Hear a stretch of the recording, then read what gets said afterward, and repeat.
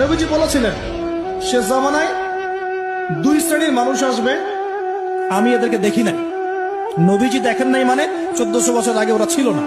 এক শ্রেণী হচ্ছে হাতের মধ্যে মানুষকে মারার কিছু অস্ত্র নিয়ে ঘুরে বেড়াবে। এরা মানুষকে নির্মম ভাবে পিটাবে, নির্মম ভাবে মানুষকে পিটাবে। এই শ্রেণীকে আমি দেখিনি, এরা আসবে পরে। আর এক শ্রেণী হচ্ছে এমন এক শ্রেণীর মহিলা বের হবে যারা কাপড় পরেও নগ্ন থাকবে, নিজেরাও আকৃষ্ট হবে, অন্যকে আকৃষ্ট করবে। তো এই মেয়েদেরকে তো দেখতে পাচ্ছেন, এখন পাচ্ছেন না? তার মানে কিয়ামত কাছে না দূরে? আর আমি এখন ওই হাতে লাঠিওয়ালা ওই গ্রুপকেও খুঁজে পেয়েছি। হাতে লাঠিওয়ালা সেই গ্রুপ কোনটা জানেন?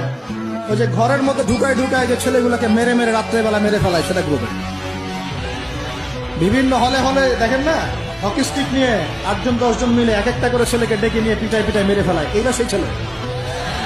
এদেরকে যারা জন্ম দিয়েছে ওই বাপের জন্য ধিক্কার। এদেরকে যারা জন্ম দিয়েছে এই বাপের জন্য ধিক্কার।